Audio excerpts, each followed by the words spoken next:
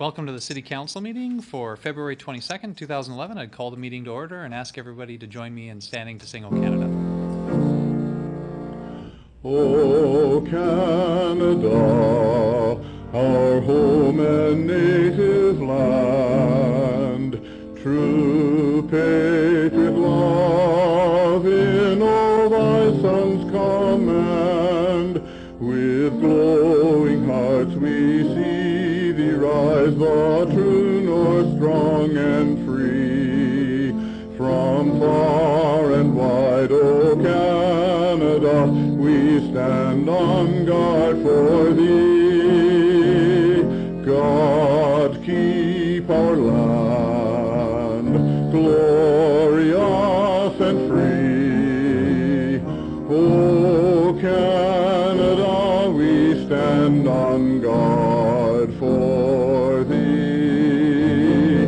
O Canada, we stand on guard for thee.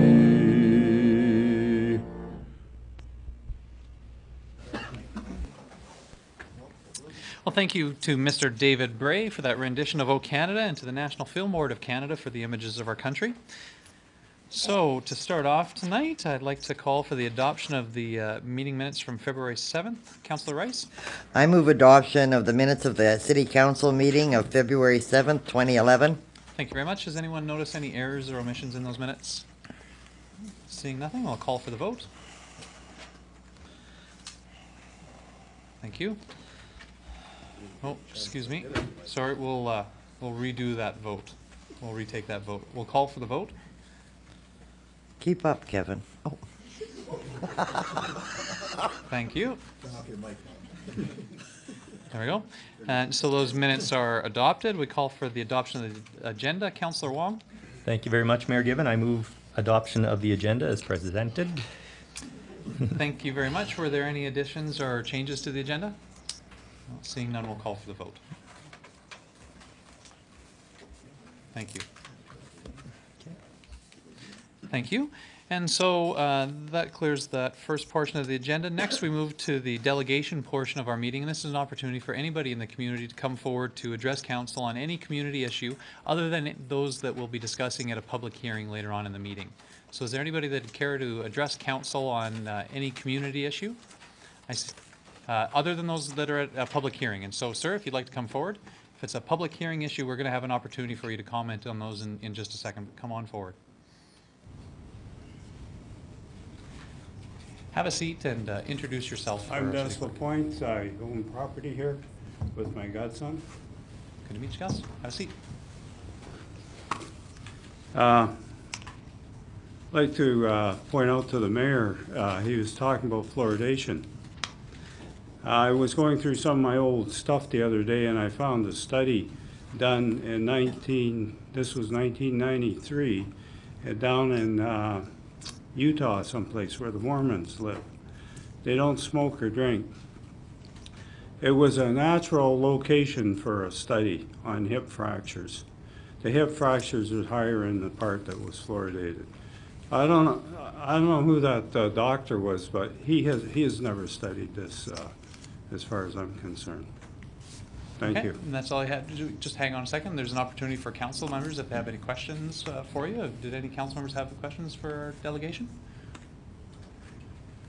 If you have a question, please just ring in. I see Councillor McLean. Thank you, Mayor Given. A question on the fluoride. I was wondering, because me and Councillor O'Toole had a tour when we first got into council of the wastewater and treatment facility, and they do add fluoride in this area, and sometimes it's natural. Yes. And Calgary just, I think, took it out. Yes. So is that the way we're going, or I heard rumors that we could be taking it out, or it might stay in it, and it's very fine. They have to have it in a very fine percentage. Otherwise, it could be bad for your teeth, or it could be good. But I don't know the whole study. Yes. The study in Calgary, they looked at the cost of it. Was one of the factors. $9 million for to have this for 10 years. And there's so much controversy over it that the council in their wisdom voted it out. Now there's going to be a debate over whether you can do this because it was a plebiscite But there's a city by the name of Raymond that did the same thing. Council voted it out. So you people don't give up your rights on this type of thing. Councilor McLean? The only other question, because that was brought up when we were at the facility, me and Councilor O'Toole, is I'd like to find out, whoever can let us know, how much we're paying on fluoride and what's the natural percentage of fluoride we have, because we have very good drinking water in this area. But thank you for that. Yeah, Calgary has two sources. There's a 0.2 and one, I believe, and something like 0.4 in the other. Fluoride is not fluoride. If you're using a fluorosilicic acid, it'll pick up all the heavy metals. Sodium fluoride that you would get naturally, well, I guess Mother Nature knows what she's doing.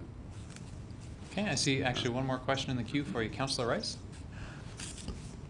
In Calgary, the Calgary medical officer, chief medical officer, said he was very disappointed. He said it went against, his advice, Calgary's decision to remove it, and also that there's a local dentist that was said that he was very concerned that without the added fluoride, cavities in children will rise and tooth problems will have to be treated more aggressively. Alberta Health Services has said that they will now begin a program to deal with cavities in poor children. I guess that's what becomes confusing. I know in British Columbia, less than 4% of the population has fluoride in the water. Waterloo, Ontario, last year, Lethbridge will be looking at it. But I guess from my perspective, how do you go against the overwhelming evidence like that I just cited earlier? Well, let me tell you a little story. I was in London, Ontario. My lady friend was taking her Bachelor of Science in nursing. They had an upgrade from RN to BSc-in. It was a 3-year program. And when one of the young ladies came over and she saw all this literature, so she went to a dentist. And he says, don't tell anybody I said this, but I don't use it in my practice. This is highly controversial. They're talking the difference would be part of a cavity for all the teeth, part of a cavity. And tooth decay, caries, is a disease. It's caused by 3 bacteria. And if you kill them, you won't have tooth decay. If you eat sugar stuff, it's going to ferment in your mouth and that's it. It's more of an education program. Thank you. That's a lot of money involved. Okay, thanks very much. Were there any further questions for the delegation? I don't see any. Thanks Nope. very much for coming to Thank present you. tonight. Thank you. So as I said, this is an opportunity for anybody in the community to come and address council on any topic related to any community issue. Is there anybody else that would come? We actually do have a fairly large gallery tonight, which I just would like to note for the public that can't see it on camera. We have a number of students, I think, from GPRC's Business Admin program, and so we want to welcome you here tonight. Thank you for coming and joining us.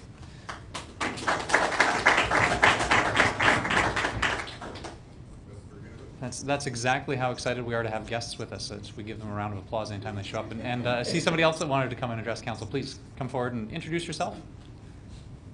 Evening, my name is Dave Couture. I'm in the College Park area. And my concern... Dave, as I just mentioned, this is an opportunity for anybody that has a community issue aside from things that are going to be on a public hearing. It has nothing to do with the area redevelopment plan. It has to do with snow removal. Okay. Oh, good. We're so glad to hear about snow. Oh. Well, about Please. 3 weeks ago, they came and did a wonderful job on 3/4 of our neighborhood, removed all the snow on 102nd Ave, but that is not the main route in our area. They piled the snow into a windrow along 101st Ave between the Keg and Mad Hatter's. People park on the sidewalk now or on people's property, and because of the windrow, it's really dangerous for anybody to be driving down the street let alone where is anybody supposed to walk besides on the street if everybody's parked on the sidewalk? No, fair enough. I just wonder, Frank, would you be prepared to give a little bit of an update on where we are with removing the windrows? Certainly. Thank you, Mayor Gibbon. We've still hired some contractors for the trucks part to continue removing windrows. That's basically the only thing left in the residential minor collectors. So that's occurring now. They expect to be done by the end of this week or early next week. So it sounds like they're progressing and just haven't made it to your area yet. But was there anything else that you wanted to highlight for us, or any other questions you wanted to ask? Well, it's just dangerous. You know, people are turning from 105th onto 101st Ave, and they're driving on my neighbor's lawn because there's a, the end of the windrow is this big, as big as this table. So it forces all the traffic out onto the sidewalk and people's property. Sure. Okay. Well, it sounds like you've just highlighted the issue, and our Public Works Director was here to hear it. It sounds like it should be addressed by the end of the week, or if not, we'll make sure that it's that they receive that it's a note that it's a trouble spot. Thank you kindly. Thanks for coming tonight.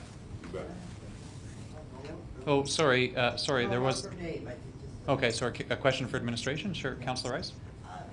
For Mr. Walker, how did we do in the enforcement? I know that we put parking bans in place, but I know I come out of my neighborhood onto Patterson Drive, and there wasn't a day went by that there wasn't cars parked there, and so as you would drive along, you would go, oh my God. Because they were parked at the side the windrow was in the center. And while I disagreed with the parking bans, it certainly was easy to see why they had to be in place when the windrows were there. But they were there day after day after day, which would lead me to believe that either they were independently wealthy or they weren't getting tickets. For the Director of Protective Services. Yes, Your Worship. Basically, as far as I know, they were working closely with the snow removal folks as to the areas that they were going through. So that was their focus initially, at least with the snow. They do also do patrols through all the areas. So I'll take a note of that area and just see if they've actually done something there.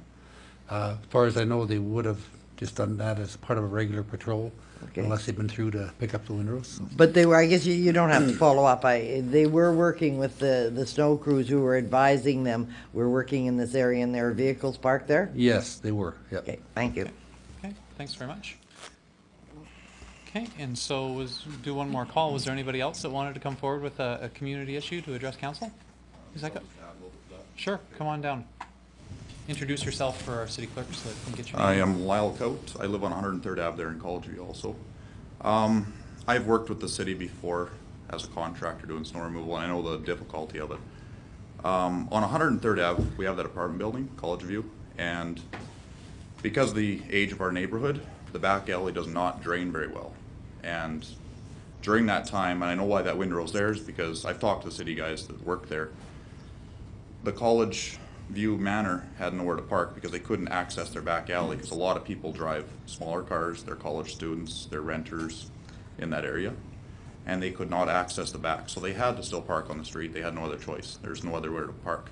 They can't park in the college, they get ticketed. Now I don't know if there's zoning for different areas of priority or how that works. I know there's for bus routes, but when it comes down to just strictly residential, because there's not really anywhere there to park. I have a house and I don't even have parking. I gotta park one vehicle in my driveway and one across right in front, partway on the sidewalk. There's no other where to park. I don't know what else really to do. There's not really much else you can do. And I've watched before out my window, and I would say average throughout the day, 24 hours, it's not a real stretch to say there's close to a vehicle per minute going past the intersection, one house down from mine, through that area. That's just vehicles. And I would say we have one of the highest for residential for foot traffic in that area. Because of the fact of the college and the central location, close to the park. We do have homeless people coming up in there. We got all sorts of traffic through that area. And snow removal is an issue, and also another issue is sidewalks. I don't know if Public Works probably has the exact dates on it, but I believe it was '04. I bought the house spring of '04, and '04 they started removing and replacing sidewalks and going to the more gradual sloped curves and that, and the nicer sidewalks. I believe that they did not get it finished that summer, so it was, I guess there, I don't know if the grants were up for that area or what happens with that, I'm not exactly sure. That never did get completed. Now, we have sidewalks that have been patched and are probably pushing 40, 50 years old, some of them, and they're still not getting dealt with. So, just on sidewalks, city does have a priority system where they go through and assess the condition of the sidewalks and then determine where the greatest need is. And so it's possible that the 40 Yeah. or 50-year-old sidewalks were better than the 40 or 50-year-old sidewalks that they just replaced. And so that would be a determination. And it does all have to do with budget and resources that Yeah. are available. but just, somebody would even be able to check into it, just because we have so much foot traffic through there. It's just unbelievable to watch sometimes out the window how many people actually go by that area, especially in the summertime. Well, the city is actually launching a little bit of a review of our snow removal practices and how we did operations this year, and so I think that's useful feedback for us as we go into that process. Thanks very much. Perfect, thank you. Any questions for the delegation? Councilor McLean? Thank you, Mayor Given. Lyle, that area is very bad for traffic, and the one area I wonder, like, I don't know exactly where your house is, but right around the keg around, there's a sidewalk right to the back of it. Is that kept clear? Like, I know a lot of sidewalks aren't back there either, right? You're talking that little triangle section there where the road curves to go around the college? No, yeah. And you can take that to the right and go into the back side of the college? And I'm talking just before it where the keg patrons park all the way behind it and down it. Yes, and that's a common spot. You see them out there always ticketing. Bylaw is always ticketing people. It never stops. Every time it snows and it blows, there's drifts there and there's cars drifted right across. I have pictures of cars totally covered. It's very bad on And that area. it's, I don't know if the cake has lots of parking, but probably not enough. Overloads there. Yeah, and I don't really know what you could really do about that, but they're all constantly getting ticketed.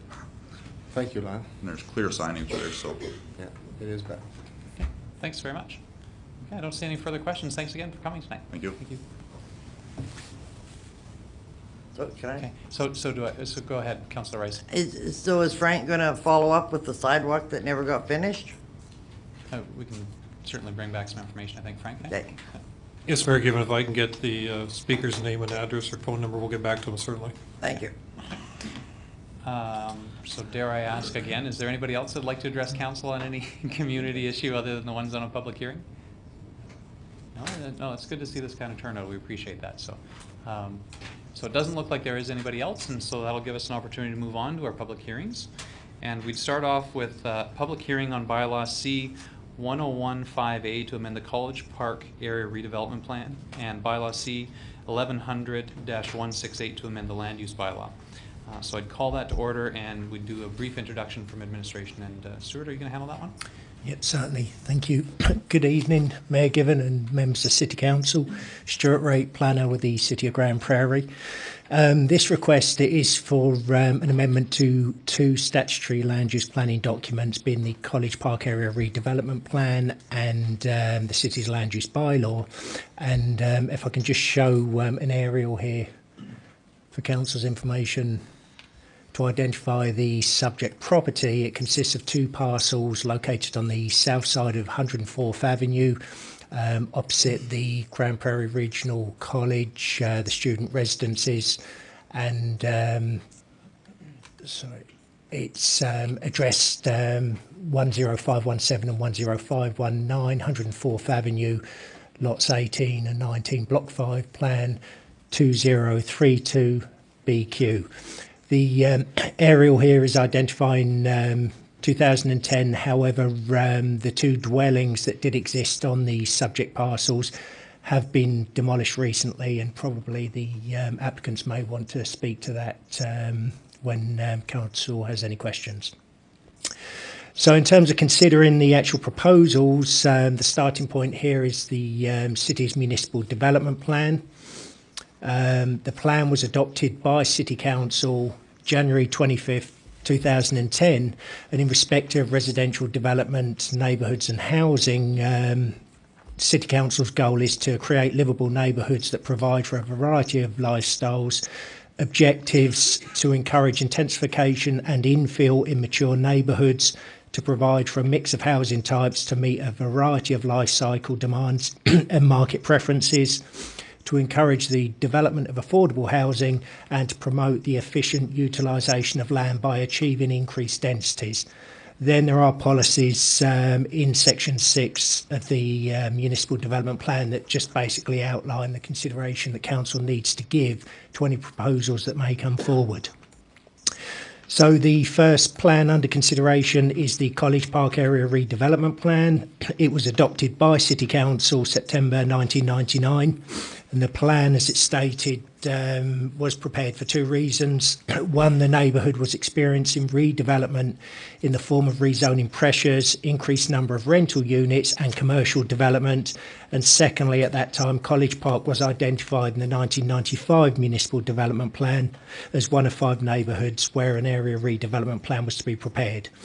Then the plan does go on to actually outline the need for a plan, since at that time College Park had suffered a decline in property standards over the previous decade. Many homes in the neighbourhood were in disrepair and in need of redevelopment.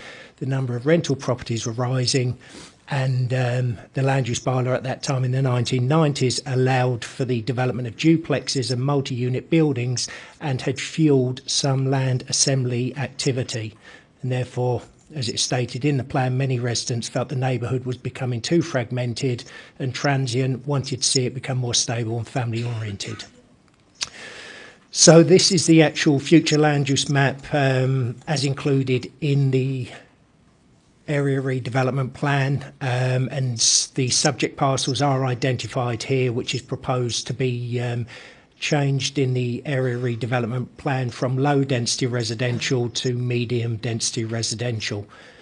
So as council will see, this is indicated as at that time in 1999, everything that was in white was basically single family dwellings.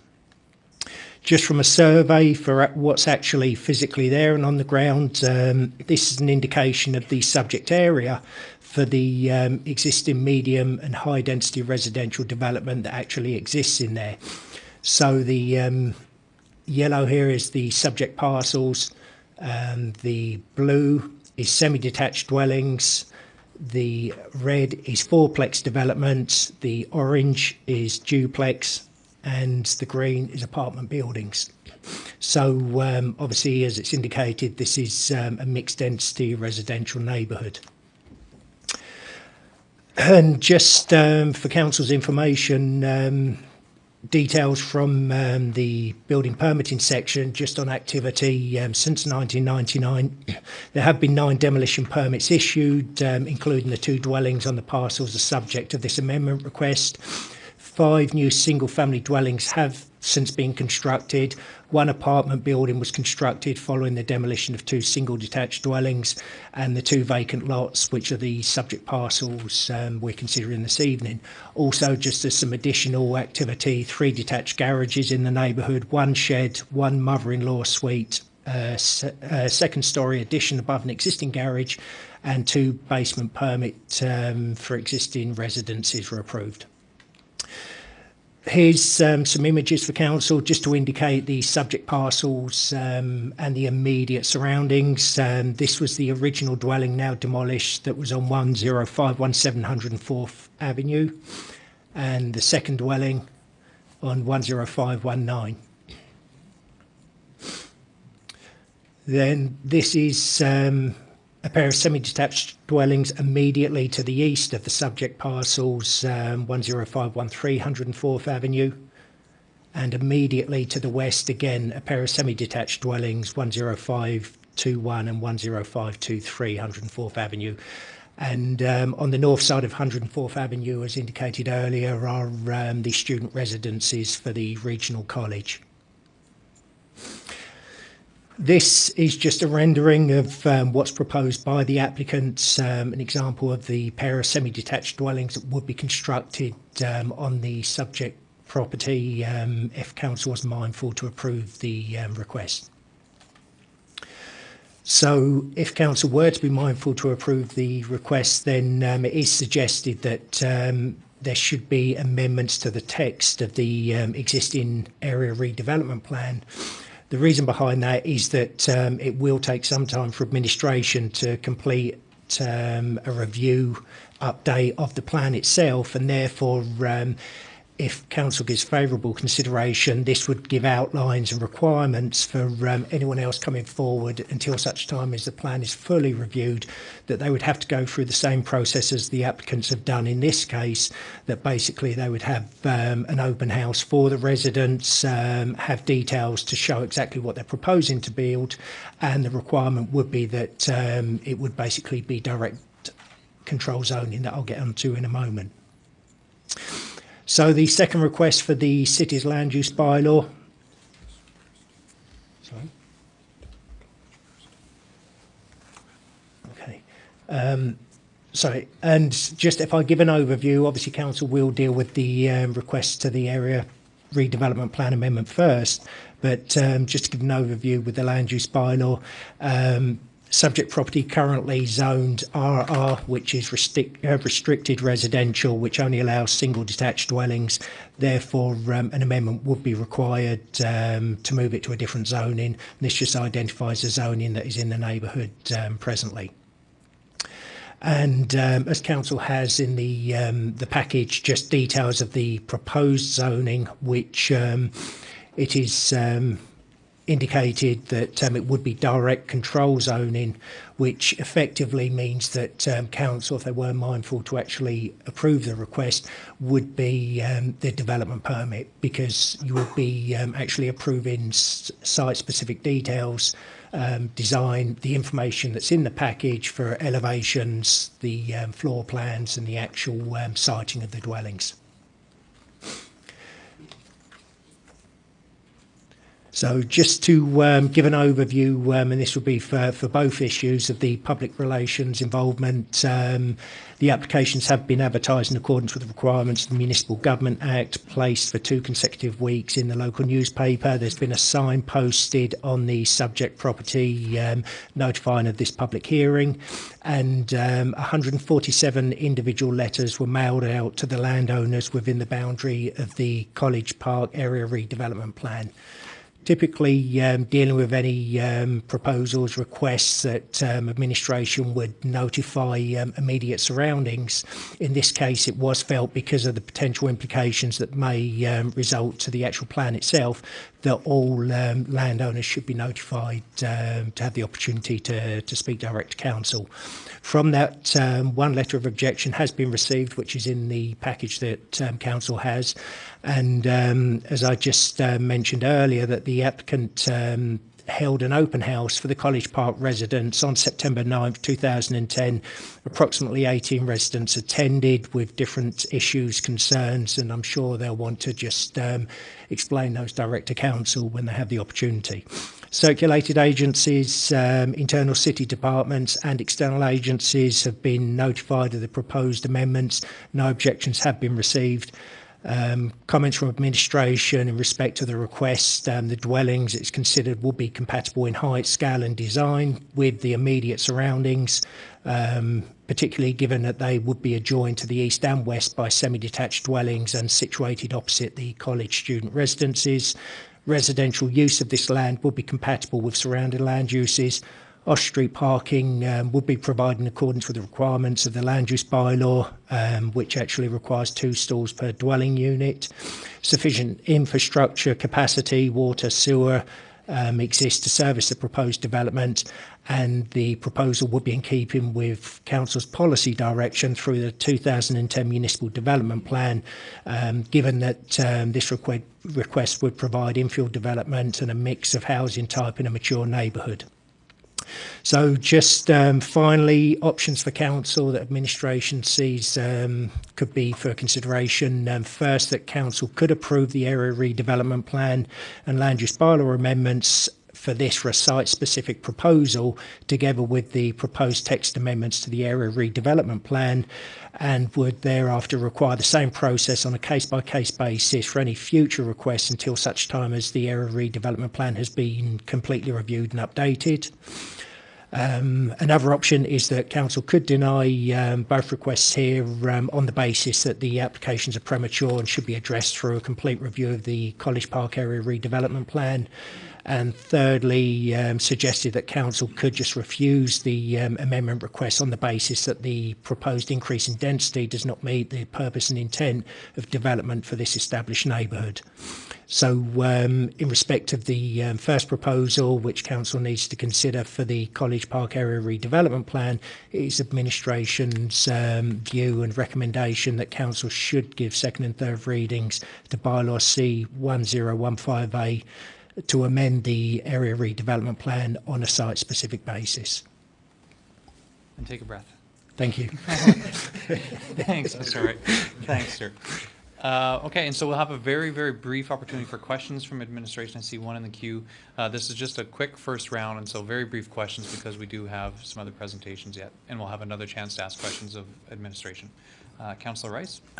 Just looking at your recommendation, Stuart, would we not need to, if we were to proceed, make a motion for second reading as amended? Because of the text changes? No, Mayor Given, they have been included, the text changes have been included throughout with this bylaw proposal. Throughout first reading as well? Throughout first reading as well. Thank you. Yes. Okay, thanks very much. Councillor Monroe? Thanks, Mayor Given. I'm under the impression that we will be reviewing the ARP right away if we haven't already started. Is there any kind of timeline as to how long that review would actually take? Is it a couple months, a year? Mayor Given, very good question.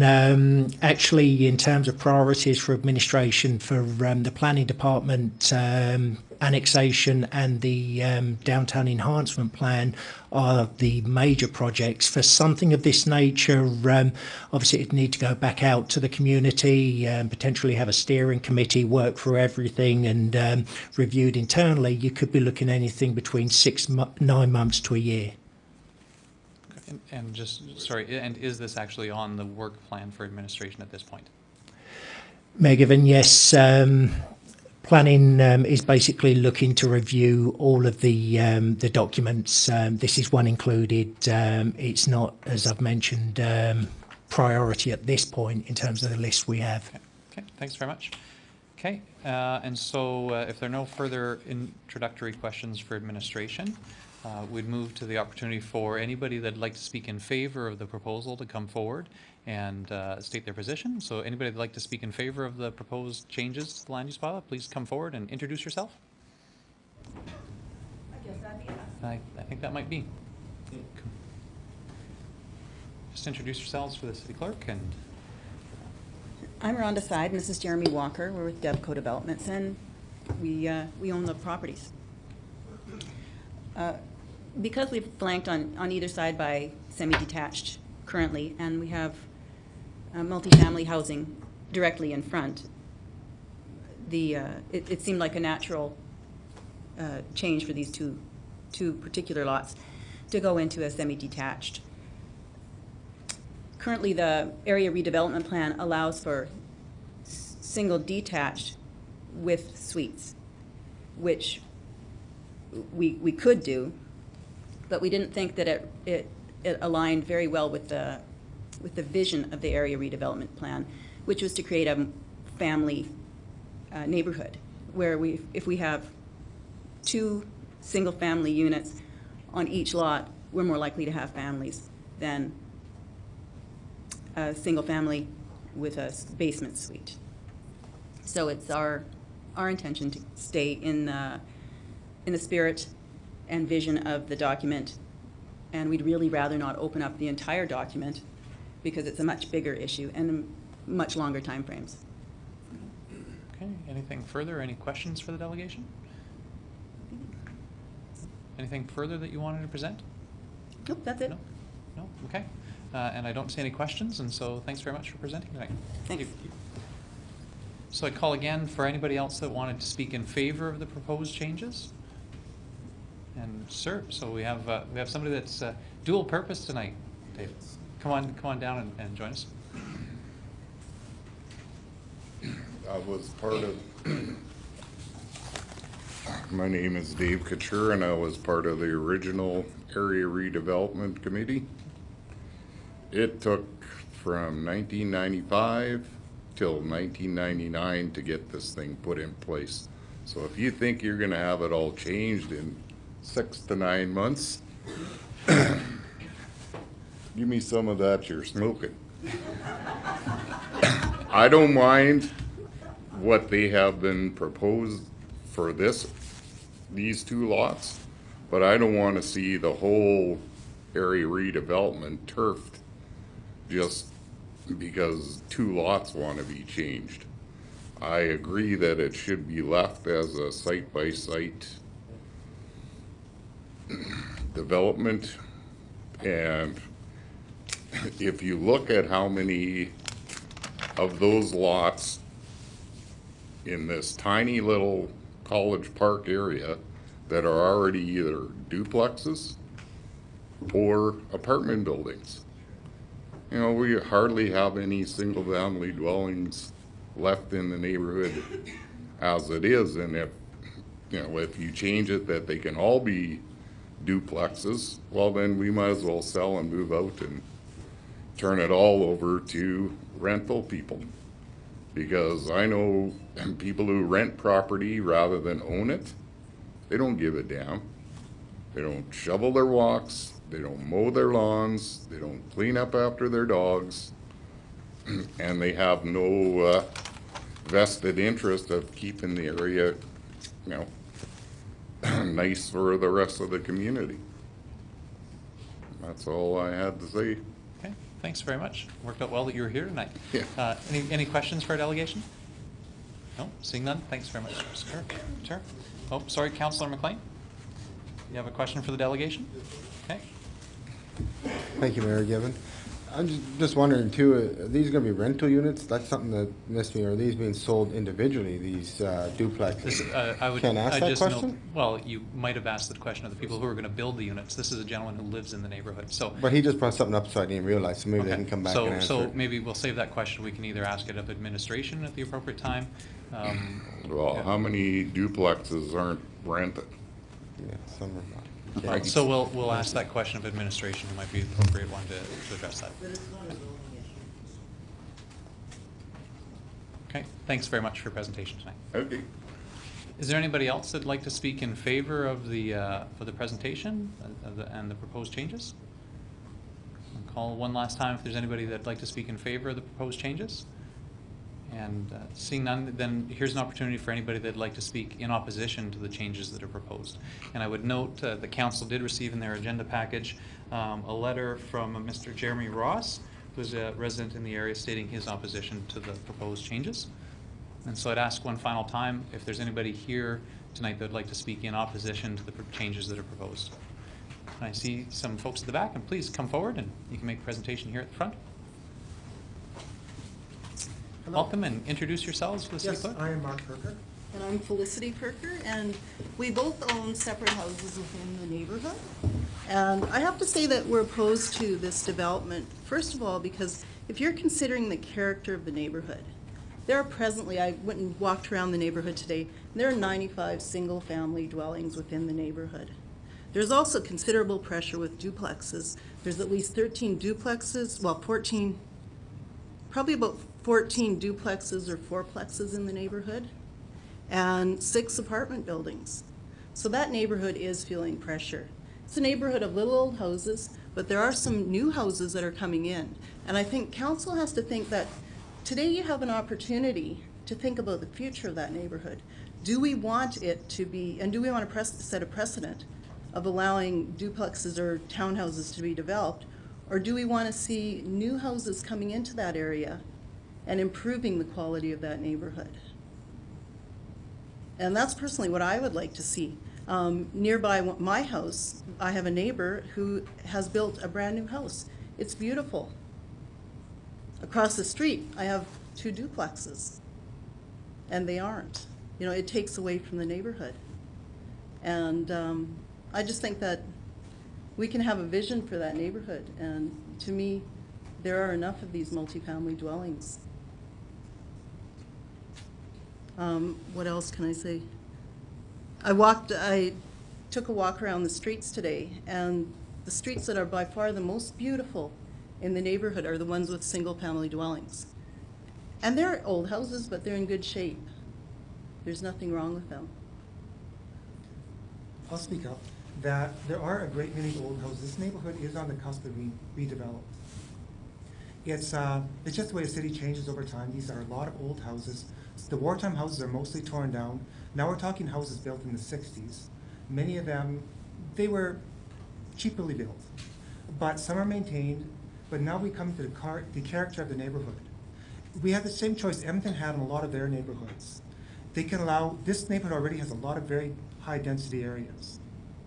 Edmonton had the same choice around the university area, and they chose to enforce the rules that single-family dwellings be built. And this neighborhood has become very, very valuable and very attractive to live in. And once you go too far into the multifamily dwellings, there's no going back. And this neighborhood has already hit a very high density. And will 2 more put it over the limit? Possibly. I couldn't guarantee this. But if 2 are approved, there'll be more than 2. And it will take very little to push this neighborhood over the edge. So we're given the choice. There's a lovely areas beside the college, Muskogee Park's nearby, a lot of lovely old houses, some lovely new houses. And what do we want to see? Like, this is a choice that has to be made for the neighborhood. Also, when it was brought up that the nearby houses are duplexes, on that street, there are 7 houses. The college dorms are across the street, but on that street, that side, there are 7 single-family dwellings. The only duplexes on that street are the 2 right next to the lots that are in question. I could bring up a slight bit difference. It'd be on 102nd Avenue. That's a place where there were some 4 wartime houses in the past, approximately 10, 15 years ago, redeveloped, I'm guessing the time frame, into 4 duplexes in a row. Directly across were a couple more duplexes. This street is now, it's all rental. If you build this, people don't live there anymore unless you're a tenant. And at the same time, you go down 1 block farther where they kept the density down, and that street is lovely. And it's night and day walking across 104th Street there. On 102nd Avenue, it's night and day when you allow the density to go too far. It is a choice between, rental units or single-family dwellings. And duplexes will be rental units quickly. Okay, was there anything further that you'd like to present? No. No? Were there any questions for the delegation? Actually, parking is an issue in that area too. And I think if you bring in 2 new duplexes, it will add to parking woes. We can't park in front of our house because it's full of college parking all day. So that's another thing to be concerned with. Okay. I do see one question in the queue. Councilor McLean. Thank you, Mayor Given. Something that's brought to light here too is with these duplexes, it's going to split them. So 40 foot to the center to the outside boundary there. There ain't very many big lots to get in this city. You have to go up. So I think some people would be interested in having nice big lots. So it's just something, this is 80-foot lots. And there ain't many places in the city to build, unless I'm wrong here about these duplexes, how they fit on here. But how big are these lots? And there ain't many big in town anymore. 50 by 120. 50 by 120? Yeah, okay. Yeah. And I'm not 100% sure, but from Or looking at maybe the they're- map, it looks like there was actually 2 lots there. I'm not 100% certain. All mixed that's together. what it looks like to me. So There's combined 2 where lots they're- side by side. So their property inside both lots, they're adding that into it too, maybe, or am I wrong there? Just a question, but we don't have many big lots in this city. That's a big No, fact. I have to agree. Yeah, thanks, guys. Okay. Any further questions then for the delegation? Councilor O'Toole? Yes, thank you, Mr. Mayor. Have you had a view of what the proposed homes will look like? Well, we've seen the sketch of the homes. I see that they've got the, garages in them as well, and driveways. The artist's rendering, Right. but I don't know whether that's set in stone. Like, I don't know, can they be changed, or do they have to look exactly like this, or This is I'm what not the sure about proposal that. is. But So that'd be a question for administration. Yeah, I'm not sure myself either, but just the view of the picture here and the setup, they do have garages and driveways, so parking, I don't think would be the issue. And- Well, I think parking around that Councillor whole O'Toole? college Sorry, park. excuse me. oh, sorry. Councillor O'Toole, this is an opportunity for questions from the Okay. delegation, so if you have a question about their position or their statements, this is the opportunity to do that. You're not debating with Yeah, them. thanks very much. No, I just wanted to know if you had seen the building and what it looked I like. had, yes. Okay. Okay, thanks very much. Okay, any further questions for the delegation? Did you have anything else that you wanted to share? No. Great, thanks very much for coming tonight. Thanks for presenting. Is there anybody else that'd like to present in opposition to the development as proposed? Sure, please come forward.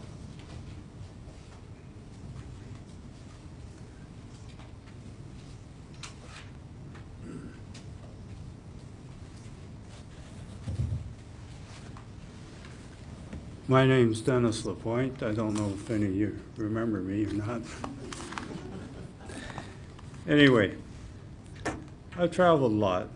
I let my godson pick out the house. I'm on 103rd Ave. It was an experience for him. Garage doors. I do have a garage door in the front of my house. It's kind of concealed. I've driven down streets in Calgary where there's garage door after garage door, and then people leave them open and there's always a mess in there. They look awful.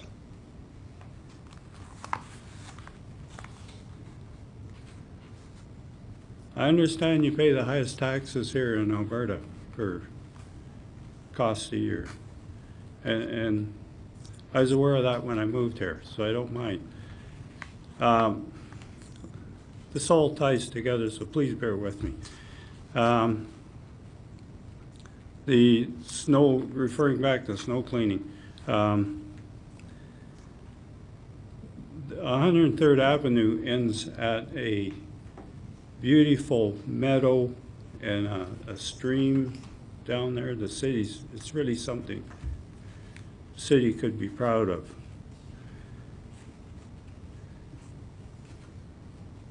On the end of the street, there's, well, it's pretty near high rise, eh? What's 3-4 stories high? Overlooking that ravine.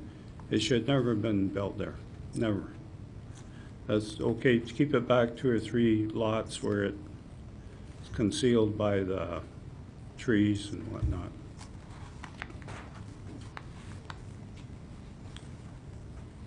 When a vehicle comes down 103rd Avenue, and then you have to, I usually drive the wrong way down the street to get out of there. But you have to drive down into this large complex, and there's these big trucks with 2 seats and then a box on the back. They're sticking way out into the street. It is a difficulty. You can't turn around there. So basically, you're forced to drive the wrong way on the street. You wouldn't have that problem on the next block over.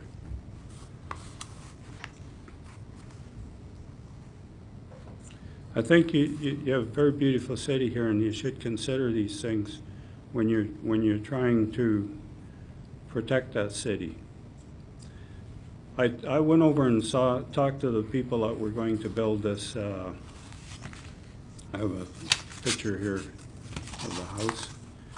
And I asked him, I said, why don't you put the garage doors at the back? He said, well, that's the way we planned it. The city told us we had to pave the whole back alley in order to do that. Well, that's hardly fair, because the guy that builds the one next door, the alley's already paved. You know, I don't quite see the logic in that. But this is something with these garage doors that I think you should consider seriously. That's all I have to say. Okay, any questions for Mr. Lapointe? Seeing none, thanks again. Thanks for Thank you. presenting. Okay, I'll ask one more time, is there anybody else that wanted to present in opposition to the development that's proposed, or the changes to the bylaw? And ask one final time. And seeing nobody, then we'll have one final opportunity for questions of administration. This will be our last opportunity to ask questions of administration related to the proposed bylaw amendments. Were there any further questions for administration? Seeing none, then I will close the public hearing, and we'll deal with business arising from the public hearing. And I'd look for a motion. I see Councillor Rice. I would move second reading of bylaw C 1015A to amend the College Park Area Redevelopment Plan. And I do so because I believe administration has very clearly heard the concerns of the residents, and this is a second reading with a text amendment that does one by one, as opposed to generally zoning changes affect the whole area. Okay, thank you very much. Any further discussion or debate on the motion? Councillor Wong, I see you in the queue. Did you want to discuss? Yes, thank you very much, Mayor Given. I would also support this motion. As administration has already stated, this neighborhood would be compatible, or this development would be compatible with other existing developments in the neighborhood and provides a balance of housing types. As we attend conferences, I think that the message that we constantly get is that we need to try to provide a mix of housing types in order to develop healthy neighborhoods and healthy communities. And I believe that even if we just look at this as a new development and it's rented out, those kind of developments typically don't degrade a neighborhood. It's those old unkept houses that are rented out that typically bring your neighborhood down and bring a darker element in. So I believe that a rented out new house or new duplex wouldn't bring in that same type of quality, because a new development, if you own one, you're looking for quality renters. You're not looking to try to get the or allow that cheaper type of tenant in there. And finally, I just wanted to say that, increased density is something that all cities are striving to do right now. It keeps urban sprawl at a minimum, and this development looks like it's been tastefully designed, and I think it should fit well within the neighborhood. Okay. Thanks very much, Councillor Wong. Anybody further that'd like to enter discussion or debate on the motion as proposed? I see Councillor Crokin. Thanks, Mayor Given. The developers wouldn't have suggested that they would be able to put these two duplexes in had it not gone through our development services. I know in a lot of cases in the city of Grande Prairie, there are proud owners that own the duplex and rent the other half out as a source of revenue to help pay for their side. I know the infill areas in the Avondale area, city center. I have a duplex just down from myself on Patterson Drive and would welcome one or two of these. So I'm speaking in favor of the bylaw. Okay. Thanks very much, Councillor Crokin. I see Councillor McLean. Thank you, Mayor Given. I'm in favor of the redevelopment plan for case by case.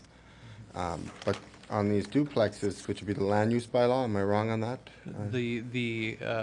There's two parts to what we're dealing with That's what tonight. I'm- The first is the College Park Area Redevelopment Plan, which is the plan from 1999. Mhm. To allow this to happen, we essentially changed a small section in there that says any redevelopment would happen on a case-by-case basis. That's the one change. That's- The mhm. second change that we deal with to enable this to go forward would be an amendment to the land use bylaw. I'll speak That would to that. actually change to the zoning, okay? And that's gonna be the second part. Okay. Okay. Was there any further discussion or debate on bylaw C 1015A to amend the College Park Area Redevelopment Plan? Okay, seeing none, then we'll call for the vote. Thank you. And that motion carries, and so I would look for a motion for third reading. Councillor Rice? I move third reading of bylaw C 1015A to amend the College Park Area Redevelopment Plan. Okay, thanks very much, Councillor Rice. And so is there any discussion or debate? Seeing none, then we'll call for the vote. Thank you. And that motion carries. So then on to our second set of business, bylaw C 1100-168 to amend the land use bylaw. Councillor Rice, would you care to take that one? Oh, or Councillor Rice? I'll move second reading of bylaw C 1100-168. This is to amend the land use bylaw And the land use bylaw provides for the development on a site-specific basis, and it's in the College Park area. And it also requires, Appendix B of the bylaw amendment requires that redevelopment of the subject property shall have regard to the policies and guidelines contained within the College Park area redevelopment plan. So it fits with what we have just voted on. Okay, thanks very much, Councillor Rice. Anybody that'd like to speak to the motion? Councillor McLean? Thank you, Mayor Given. I vote in favor of the redevelopment plan. With this land use bylaw, we got very small lots, new developments in the city. And there's some nice sized lots here for someone to build new homes, single detached homes, or single individual families in. So I'm gonna be voting against this land use change on this. Okay. Thank you. Thanks very much. Anybody else that'd like to speak to the motion as proposed? Seeing none then, I'll call for the vote. Thank you. And that motion carries with one opposed, and we have one final item of business. Councillor Rice, do you want to handle that? Sure. I move third reading of bylaw C 1100-168 to amend the land use bylaw. Okay, so we have a motion for third reading. We'll call for the vote. Thank you, and that motion carries also with one opposed. And that was all of our public hearing business for the evening. So we move on to reports, of which we have none, and then on to committee business. And Councillor Rice, I believe you have the General Government Services Committee meeting. Just if you hit request to speak, and then there you go. Okay. I move that council receive the minutes of the General Government Services Committee meeting of February 9th, 2011. Thanks very much. Did anyone notice any errors or omissions in that set of minutes? Seeing nothing, we'll call for the vote. Thank you. That motion carries. Councillor Rice? I move that council approve the revised strategic priorities chart. On the back of your council agenda is the outdated strategic priorities chart, which will be replaced by the revised one if this passes, where Mr. Anderson assures us he's completed all of his tasks and replaced all that are on the back cover of the agenda with one which is business planning. So I would move we approve the revised strategic priorities chart with a sense of awe for the efficiency of the General Government Services Committee. That's one proud committee chair. For administration, I wonder if we could make sure that the revised chart is included in the minutes, because that's one thing that's missing for tonight, so we can't actually refer to that. So, but everybody was had the opportunity to be at the committee meeting, and it was also discussed at the council committee of the whole meeting as well. So it's the same as was presented there. So does anybody have any discussion or debate on the strategic priorities chart? Seeing none, then I call for the vote. Thank you. And Councillor Rice, there's one more there for you. I move that council forward a letter of support encouraging the federal government to expand capital gains exemptions to capital assets such as private company shares and real estate, and to forward a letter to Minister of Finance and local member of Parliament. This request came regarding opportunity to increase private sector funding for charities. And FCM, Federation of Canadian Municipalities, is supportive and working very actively to take this forward to the federal government, and so they would appreciate our support. Thanks very much, Councillor Rice. Just one note, I think on the motion, we should be clear that it was capital gains exemptions on donations of capital assets such as private company shares or real estates. I think the intent is to allow people that donate those types of assets to a not-for-profit charity to receive essentially a tax credit for that. Yes. So, okay. Any discussion or debate on the motion? No? Seeing none then? Oh, Councillor McLean? So they want to receive a tax credit so they can save, just like we're running for elections, we can't get a tax credit or not. That is a different option, but they're trying to save money as a company if they donate some land or something. That's what this is all about. Is that right, Helen? Well, I think. Councillor Rice, you'd have to turn on your. Sorry. I think it's an acknowledgement if somebody is donating a piece of land to a not-for-profit charity. I think they want an acknowledgement. I don't think it's trying to save some money. I think it's becoming an acknowledgement of the value of the donation they made. Okay, thanks very much. Anything else, Councillor McLean? No? Okay, seeing none, then we'll call for the vote on the motion.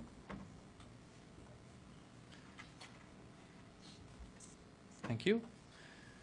And that motion carries. And Councillor Rice, was there anything else that you wanted to highlight from that set of minutes? No, but I'd be happy to answer any questions. Whoops.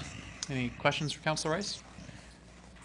No? Seeing none, thank you very much. And Councillor Gustafson, I think you have the Pursuit of Excellence Committee meeting.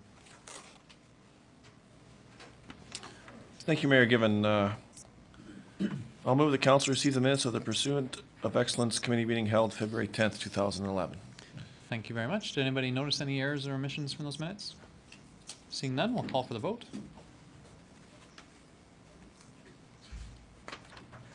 Good job. We've got one more council member to ring in. Thank you. That motion carries.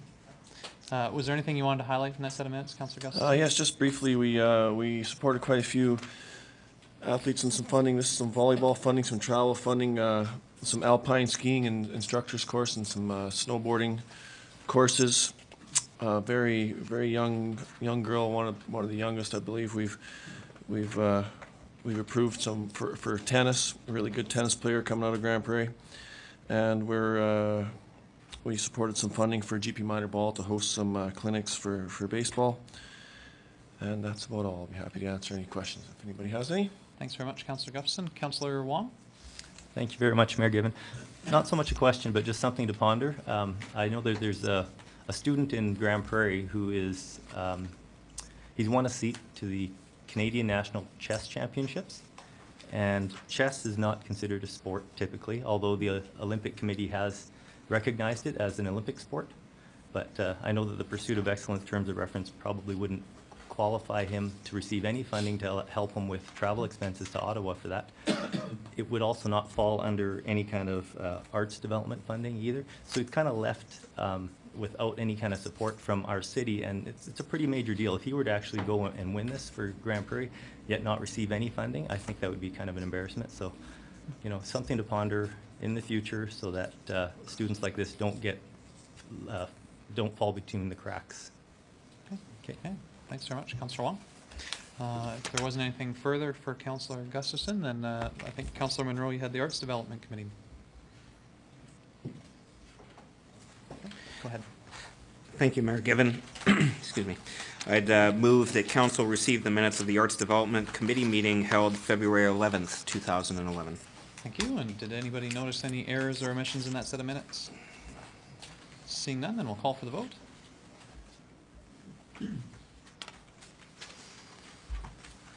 One more. Thank you. And that motion carries.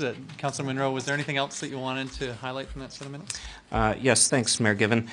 Just a couple quick highlights. We did give away, or we did fund approximately $3,000 to through the Arts Development funding for major projects.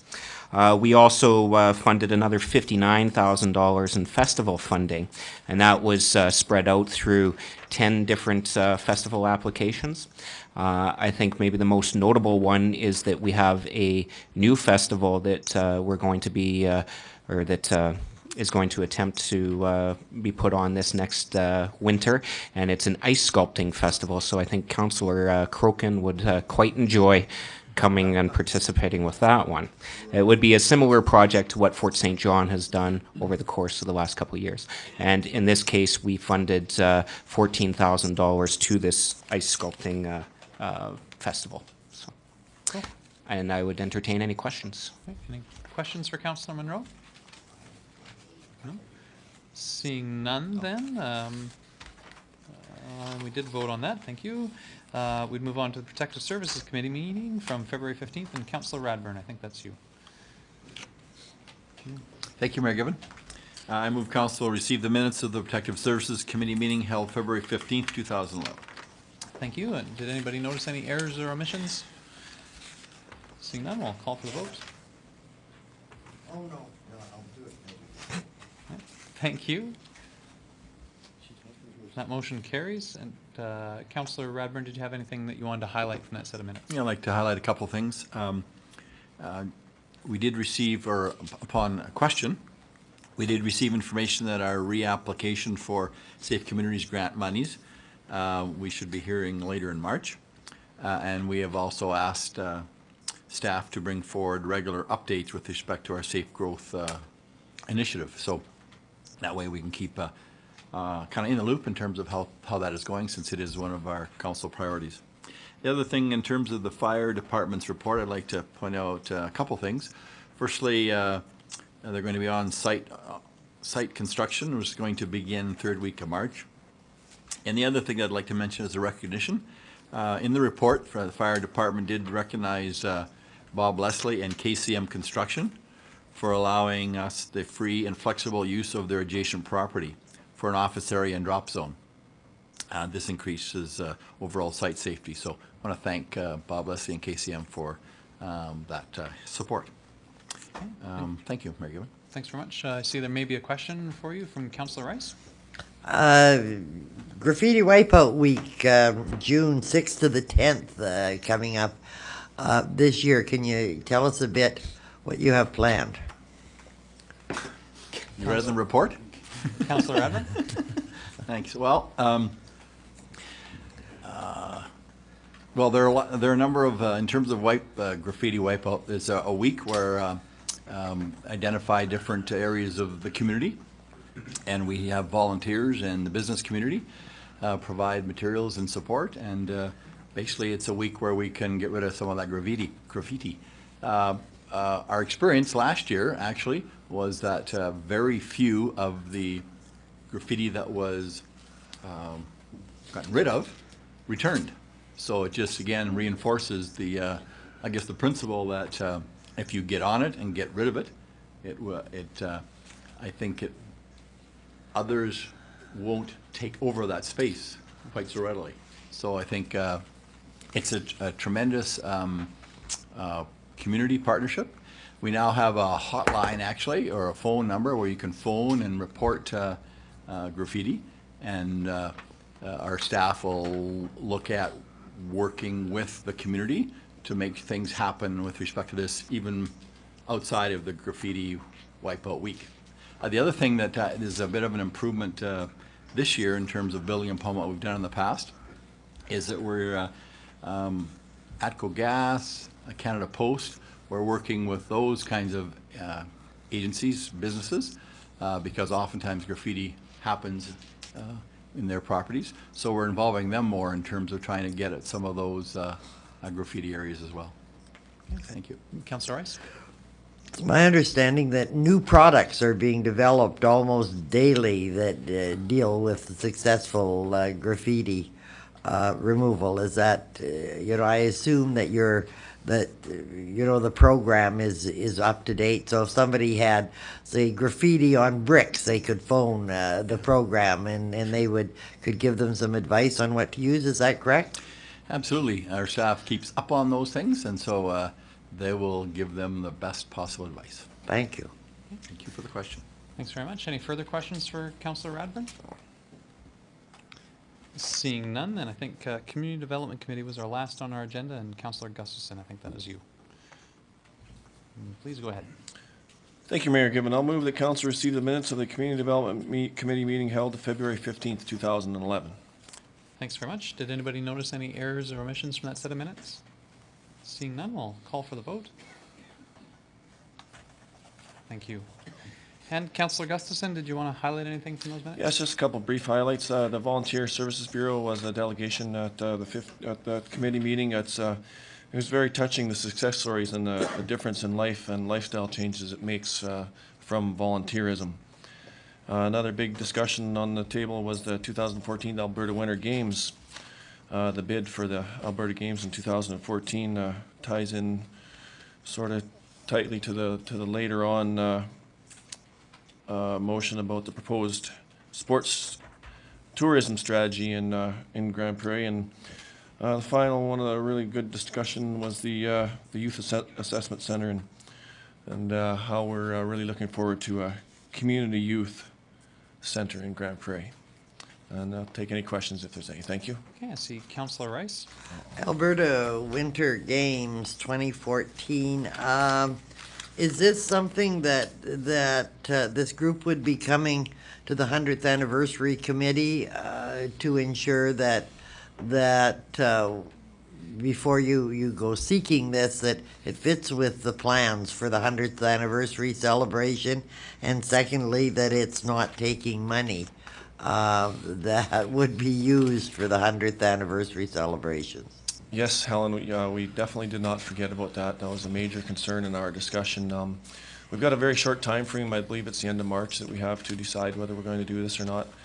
So you'll be hearing shortly whether we're going to. It's a very big expense to have this and host this. So it'll come to council at some point? Most definitely. Yeah. Okay. The committee had actually asked administration to contact a number of outside community partners and agencies to see what their preference was and whether they thought we would have the capacity in the community to handle the games. And then certainly, obviously, our internal stakeholders from other committees would have an opportunity to comment too. See Councillor McLean with a question? Thank you, Mayor Given. Councillor Gustin, the question I have on the former Youth Offender Center, which is going to become a youth community center, how soon is this going to be brought to council, and who's all going to be involved since the provincial building owns it, the provincial government owns it, and will they be forking out a lot of the money to redevelop this center? Councillor Gustafson? Councillor McLean, it's went back to administration to create a usage plan on what we're exactly going to do with this facility. It's provincially owned. We're going to partner with the province, of course, in doing something for the youth of our community. At this point, we're just waiting to hear what the in-house consultant's going to do to open this facility for us.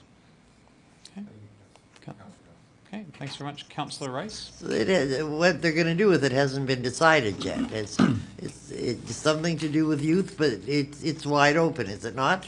Unofficially, that's official. Okay. I think it's fair to say that the province has expressed a preference for it to be youth-focused, and the intent of the consultant is to bring together agencies that may deal with youth to have a community forum on what the best use of the property would be, and then to come forward with a plan that would come to council. Exactly. Okay. Any further discussion or questions? No? Councillor Radbourne. Thank you, Mayor Given. Just to supplement Alex's comments to Councillor McLean. Kevin, the consultation will be with the community to look at a usage plan, but it will also include things like lease length and a business plan to show ongoing operational costs and how that might impact those who choose to be our partners and maybe ourselves. So I think it'll give us sufficient information to make kind of the best possible decision. Okay. Councillor McLean? Councillor Radbourne, the reason I'm asking if we're going to throw whatever it's going to take to redevelop this building, maybe the province might look at selling it to it for $1 for the city. So in future negotiations, I just thought I'd throw that out there. And Okay, thanks very much.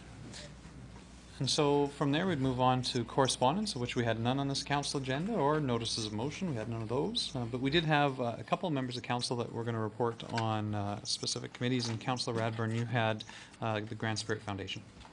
Thank you, Mayor Given. Reporting on the Management Committee of the Grand Spirit Foundation of February 18th. I think I have four highlights. Firstly, Grand Spirit Foundation has signed a bus sharing agreement with the city, and I believe now the city is now managing the tender process for the new bus. So I want to thank Audra and Audrey for the help with respect to that project. Secondly, we received a couple of good news stories. One is that the per diem rate under the Lodge Assistance Program is increasing by 50 cents to $8.75. This is Minister Jablonski, and that will be an increase of revenue of $54,000 to the Grand Spirit Foundation. And we did receive Lodge Assistance Program funding for the additional, well, for half of the additional 16 units of the expanded Wild Rose Villas. So this again will help to a tune of about $43,000, and we will continue to work with our government partner to see if we can at some point get the full 16 units funded. And the other information I wanted to look at is that we did receive a report from Brian Hilby that talked about the lodge unit turnover in 2010. And so we had 51 units turnover, which is 20% of the lodge units. And 35 of those 51 were on the wait list less than 1 year. So 69% of those turnovers were from the waiting list, and they'd only been on 1 year or less. So I thought that was actually quite good, and I was actually surprised that we're being able to move on the wait list, even though there's 100 and some. I think sometimes with the list, they're on the list, but when they're finally asked, it's not the right time for people. So some of the people stay on the wait list until it works for them. And that's my report. Thank you. Okay, thanks very much, Councillor Radburn. And Councillor Munro, you had a small report on the Intercity Forum on Social Policy. Thanks, Mayor Given. Yeah, just a couple quick updates. In the 2010 funding from the province, we were initially funded to the tune of $1.36 million for homelessness. And we just recently found out that the province has increased that by $300,000 to $1.66 million. So that's some good news in that department. Those funds to be allocated by the Community Advisory Board. Okay. And then on the one last thing was the we will be moving ahead with the provincial poverty reduction plan, and just in the process of hiring a coordinator to take care of bringing that all together. That was my Thanks very much for the Thanks. update. Seeing nothing further for reports, Councillor McLean. Thank you, Mayor Given. I think Councillor Rice would not have been too pleased with me. I got excited about the provincial governor selling this building for $1, and hopefully that proceeds. Yeah, I got a report for Downtown Association report. Upcoming events. We have an annual general meeting February 23rd at Champs at 8 a.m. That's at Duke's. That's tomorrow. Election of officers, Art Roulette Award, Downtowner of the Year Award, approval of the 2011 budget and work plan. So it's actually going to be a few hours, not just breakfast. A thank you luncheon, part of Administrative Professional Week, April 29th, Duke's at noon. Second downtown shop crawl, April 15th. And in late May, watch for the installation of over $80,000 of flower baskets, money that's put in to beautify downtown, and planters, which are all paid for by the downtown business community at no cost to the city. So this is a huge bonus. Also upcoming, the Street Performers Festival, July 22nd and 24th, which is a very huge event. I believe former Mayor Wayne Ailing was a big part of that, and probably a few on council here as well. And international entertainment at its best, that's what it is. Kicked off by the Street Fest sneak preview, July 20th. So that's the report. Okay, thanks very much, Councillor McLean. And you know what, we'll start our council roundtable reports with you too. So if you'd like to start from there. Thank you, Mayor Given. It was actually a very busy couple of weeks. February 10th, we had our 5th Annual Crime Prevention Awards and Appreciation Success. And I couldn't believe it. I thought going to this event to maybe 50, 100 people. We had over 200 individuals at this. And crime prevention, I do believe, is moving into the new building down the road with bylaw officers, I believe. And it's a big part of our city and the event going on. You just got to look at the old church on the east side of town where they're going to have the area for children and everything for crime prevention. I don't know the name of that, Bill Given. What's that area? Where they're doing Safe Cities. So it's huge. February 11th, EMS Wine Fair. It's the first one I ever gone to. And I believe they raised over $30,000. So this is very big. for EMS. As well, the Chamber of Commerce, and Mayor Given was there. They had a land use framework at the Center 2000. And I think there's 6 areas or 7 areas that they're doing. They're done 2. They're not really going to do our area for a year and a half, 2, and then we'll have more comment on that, how it's going to work. And I also represented the mayor at the investor group, which was on February 17th. I did go on February 10th. I mistook the date, but there was a few councillors there, and they actually expanded their offices, and so maybe that's a good thing. Our community is maybe starting to get out of the recession and grow a little stronger. And as well on Family Day, we had the multiplex picture, Legis Mural. Pictures are going to happen. There's 6 of them, and there's a few councillors there and the mayor, and I'm looking forward to the success of that. And as well, Mississippi Park had its, in the museum, Winter Challenge GP Museum, and the park was crazy. There were so many people there, it was unbelievable. I don't know if there was lineups to get on the horses, there was lineups to get paint on the faces. But over at the museum, it wasn't so bad. And they actually had an area there for games and everything, and I don't think people realized the museum actually had stuff on the go. Very little. But there was people there, but could have been more. That I include. Thank you. Okay, thanks very much, Councillor McLean. Councillor Wong, would you like to go next? Thank you very much, Mayor Given. On Thursday, February 10th, I was also present with the meetings with the ministers at the Stonebridge Hotel. Also that evening, I went to the formation of the Constituency Association for the Alberta Party. On Friday, February 11th, I attended the Regional EMS Foundation Wine Fair and Auction. On Thursday, February 17th, Mayor Given and I met with the Urban Developers Institute for an information exchange. On Thursday, the 17th as well, I attended the celebration of the newly expanded Investors Group office. And later that evening, attended the United Way Stars of Hope Awards dinner. On Saturday, February 19th, there was a farewell gathering for Crystal Rhino, who was a reporter for the Daily Herald Tribune and will be moving on to Red Deer to work at the Red Deer Advocate. So I wish her all the best.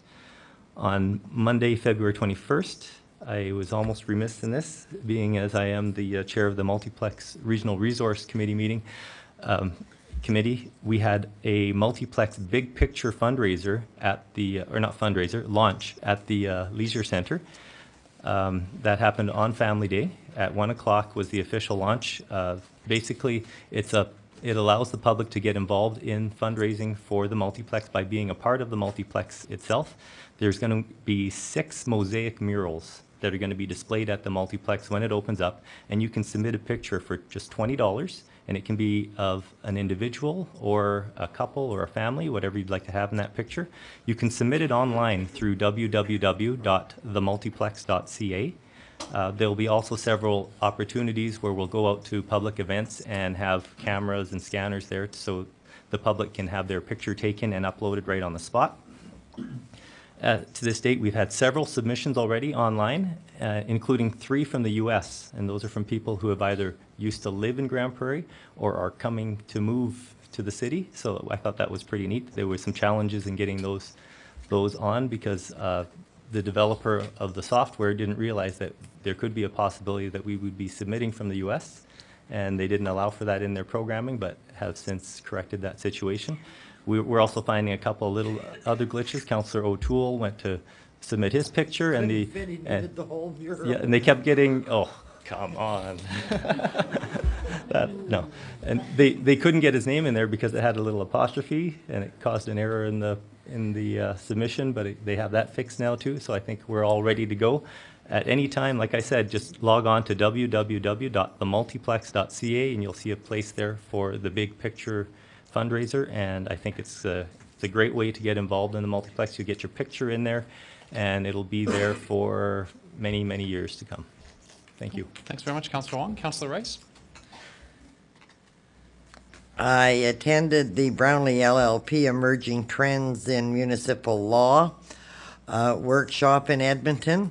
I attended the Crime Prevention Awards dinner, and congratulations to all the awards recipients. An excellent job was done, and several people were honored that evening. I attended the AUMA-sponsored breakfast for the MLAs. 52 MLAs showed up, so we had a fairly good discussion with them, and then the next day had attended the Alberta Urban Municipalities Association Mayor's Caucus, where the AUMA strategic plan was discussed. I was unable to attend the multiplex launch. I spent the family day working a casino to raise money for the armory, so was a rather interesting. So that's my report. Okay, thanks very much, Councillor Rice. Councillor Monroe?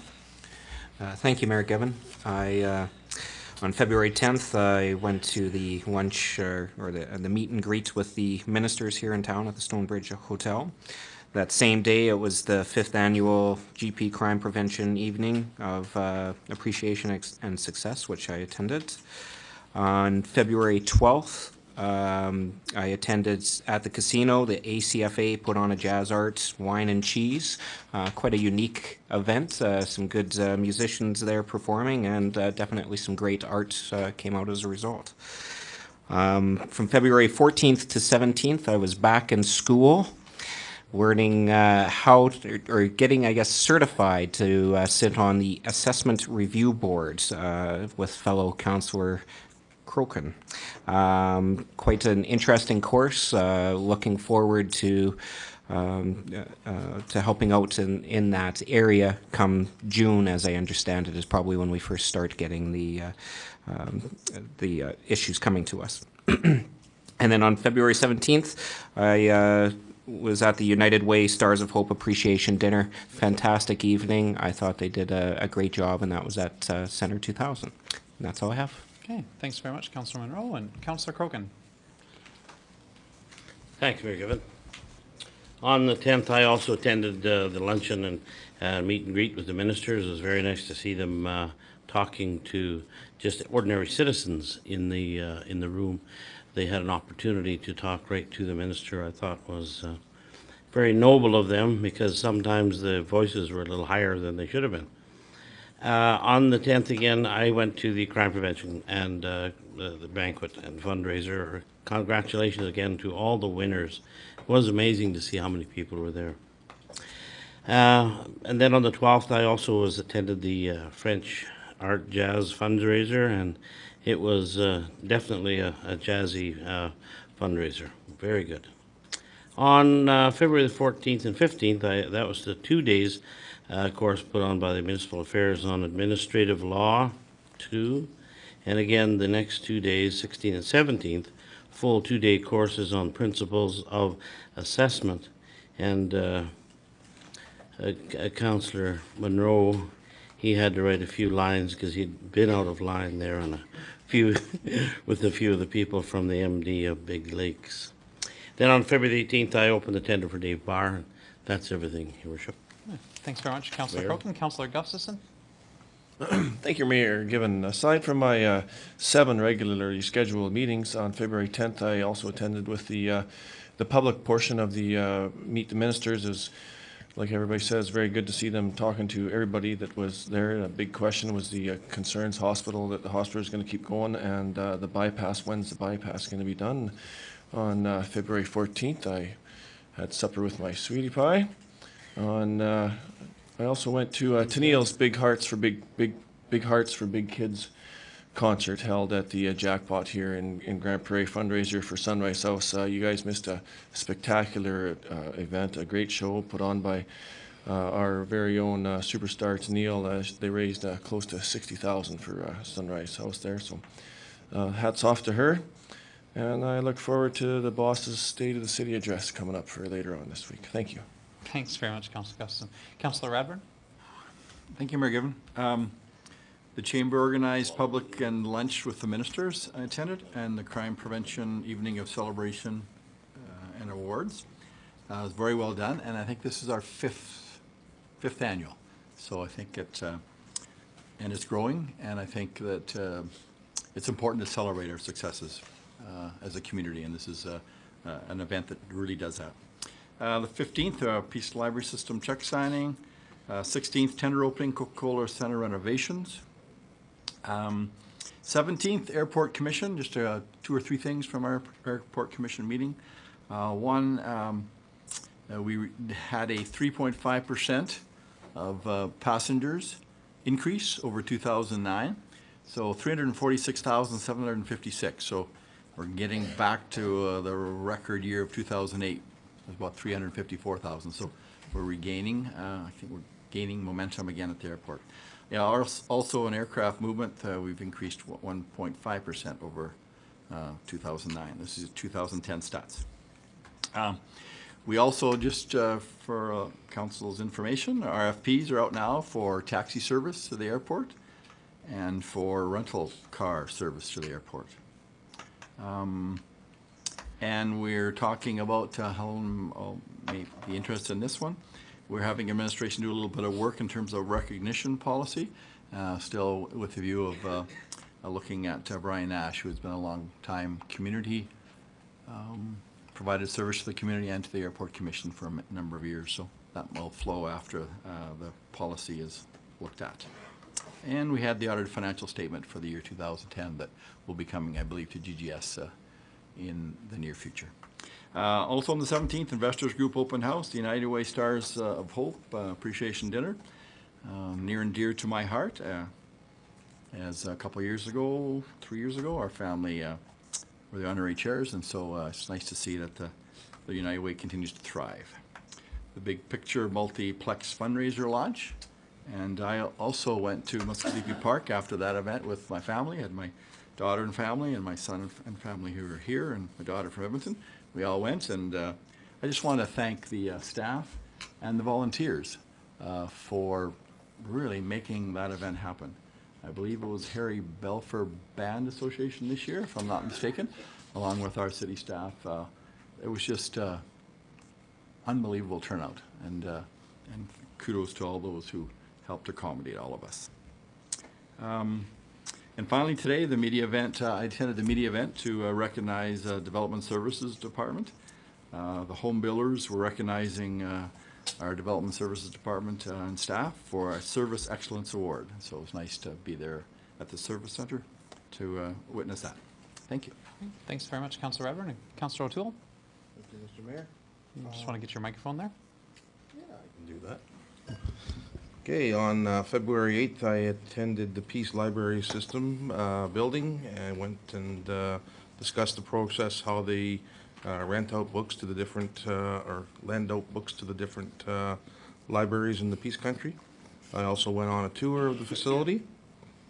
And on February 10th, I also met with the ministers and sat in and talked to some of the people that were in the public and discussed some of the issues that they had at the Stonebridge. I also attended the 5th Annual Crime Prevention Evening in appreciation of success. I was really astonished by the work that these people do. It's not something that the average person is able to do. And also the guest speaker that they had is out of the United States, and some of the neighborhoods that they redeveloped with public input, just painting buildings and making things a little bit less crime savvy. They got it down to very welcome family neighborhoods again. And I got a phone call to play floor hockey with the firefighters at Swanhaven grade 6 class, so I was all prepared to play floor hockey, and we played basketball. And I'll tell you what, they have lots of energy, more than I had. But I was able to do the city proud. Got 3 fouls? Yeah, I got lots of fouls. I went to the United Way Stars of Hope Appreciation Dinner. Very good dinner, and very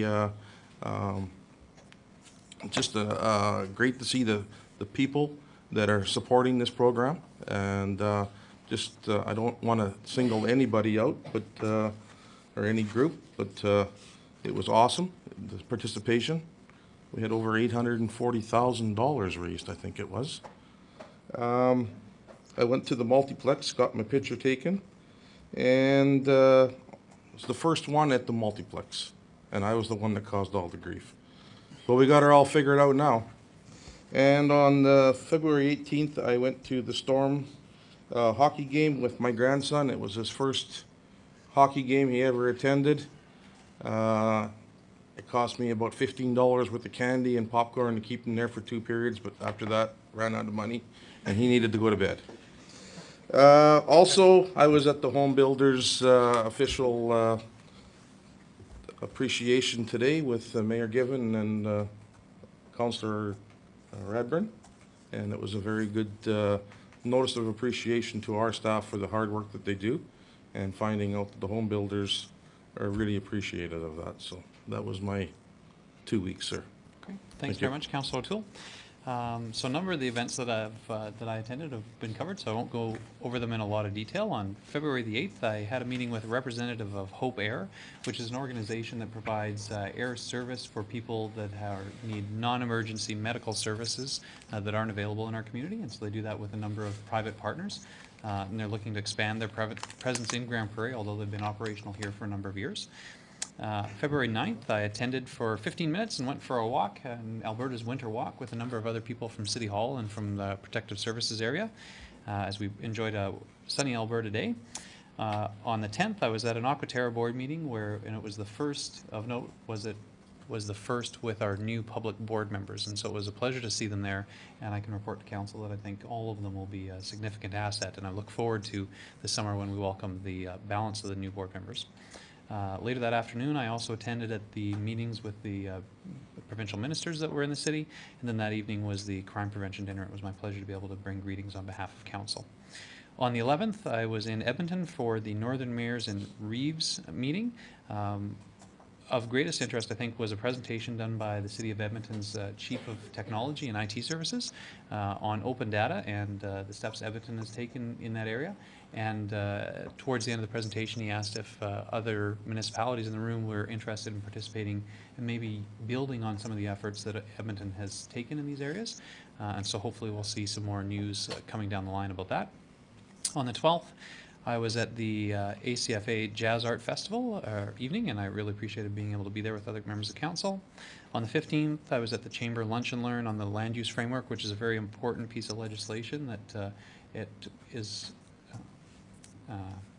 that council needs to be aware of. They do have a number of regions across the province, and they're not coming to ours next by the sound of it, but it is a very high-level document that it could impact development in the region.